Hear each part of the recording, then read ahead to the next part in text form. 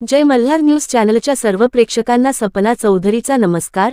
नंदुरबार जिल्ह्यातील शिक्षकांच्या प्रलंबित मागण्यांसाठी राज्यव्यापी एकदिवसीय धरण आंदोलन केले। बीएलओ आणि अशैक्षणिक कामांतून शिक्षकांना मुक्त करण्यात यावे, पदोन्नती, आंतरजिल्हा बदलीसह विविध मागण्यांसाठी शिक्षकांचे आंदोलन।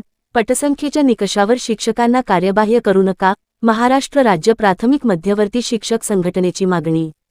नंदुरबार जिल्ह्यातील महाराष्ट्र राज्य प्राथमिक शिक्षक मध्यवर्ती संघटनेच्या वतीने शिक्षकांच्या विविध प्रलंबित मागण्यांसाठी राज्यव्यापी एकदिवसीय संप पुकारण्यात आला होता।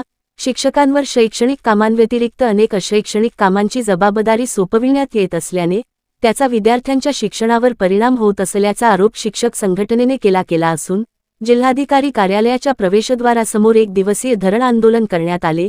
शिक्षकांची रखडलेली पदोन्नती प्रक्रिया तातडीने राबविणे, आंतरजिल्हा बदली प्रक्रिया सुरू करणे, टीईटी संदर्भातील प्रश्न मार्गी लावणे, शिक्षकांची समन्वयित नियुक्ती करणे, बीएलओसह इतर अशैक्षणिक कामांमधून शिक्षकांना मुक्त करणे, तसेच पटसंख्येच्या निकषावर शिक्षकांना अतिरिक्त किंवा कार्यबाह्य ठरवू नये यासह विविध मागण्या संघटनेने केल्या आहेत। शिक्षकांच्या प्रलंबित प्रश्नांवर शासनाने तातडीने सकारात्मक निर्णय घ्यावा अशी मागणी आंदोलनकर्त्या शिक्षकांनी केली आहे। या संदर्भात महाराष्ट्र राज्य प्राथमिक मध्यवर्ती शिक्षक संघटनेचे भगवान सोनवणे आपली भूमिका स्पष्ट केली आहे। सपना चौधरी, जय मल्हार न्यूज, नंदुरबार। शिक्षक एकजुटीचा विजय असो, शिक्षक एकजुटीचा विजय असो, मध्यवर्ती प्राथमिक शिक्षक समन्वयाचा विजय असो, हमारी मांगे पूरी करो, हमारी मांगे पूरी करो। कोण म्हणता देणार नाही, घेतल्याशिवाय राहणार नाही, घेतल्याशिवाय राहणार नाही।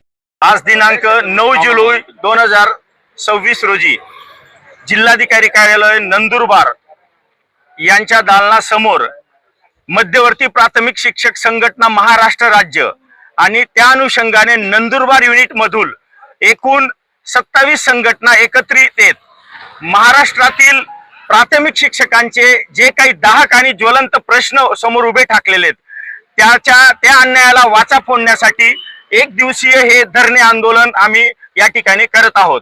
त्याच्यातल्या प्रमुख मागण्या 1 सप्टेंबर 2025 रोजी सर्वोच्च न्यायालयाचा जो निकाल आला की सेवारत प्रत्येक प्राथमिक शिक्षकाला इयत्ता 1ली ते 8वी शिकवणाऱ्या शिक्षकाला टीईटी किंवा सीटीईटी बंधनकारक करण्यात आली। त्या जाचकटीमधून माझ्या सगळ्या जुन्या सन्मित्र बांधवांचे किंवा आज रोजी सेवारत असणाऱ्या सर्व 1ली ते 8वीला शिकवणाऱ्या प्राथमिक शिक्षकांना मुक्त करा आणि त्यांना विनावट त्यांच्या सेवा अनुभवानुसार सेवा सातत्य द्या। दुसरी गोष्ट आहे, आम्हाला पदोन्नती हा आमचा न्यायसंगत संविधानिक अधिकार असताना त्याला बाधा आणणारे निर्णय देण्यात आले आणि पदोन्नती ही सेवा ज्येष्ठतांमधून न देता ती फक्त जो टीईटी सीटीईटी धारक असेल तो देखील 1 सप्टेंबर 2025 पूर्वी त्यांनाच देण्यात यावी। त्याच्यामुळे कनिष्ठ मित्र पुढे जात आहेत। सेवा ज्येष्ठ शिक्षक 30-35 वर्ष नोकरी केलेले मात्र पदोन्नतीपासून वंचित राहत आहेत। तर हा जाचक निर्णय रद्द करा आणि फक्त सेवा ज्येष्ठता हाच निकष पदोन्नतीसाठी ठेवा। तिसरी गोष्ट, आमच्याकडून तुम्ही निपुण भारत अभियान, निपुण महाराष्ट्र कार्यक्रम या अनुषंगाने FLN ते लर्निंग फाउंडेशन पर्यंत काम घेतात, गुणवत्ता सिद्ध करायला लावतात आणि त्या प्राथमिक शिक्षकाला शाळेपर्यंत जायला वेळ देत नाही। आज मागे जनगणनेचे 2 महिने कार्य चाललं, आता बीएलओ SIRचे काम करत आहेत। अशा अवस्थेत शिक्षक शाळेपर्यंत पोहोचू शकत नाही।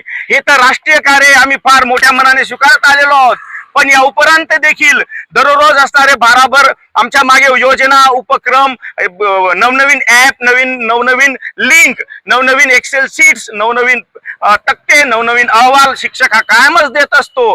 आमची विनंती आहे की या अशैक्षणिक कामांपासून आम्हाला मुक्त करा, आम्हाला फक्त घडू द्या, विद्यार्थ्यांना शिकू द्या, शाळेचा दर्जा सुधारू द्या आणि महाराष्ट्राला पुढे नेऊ द्या।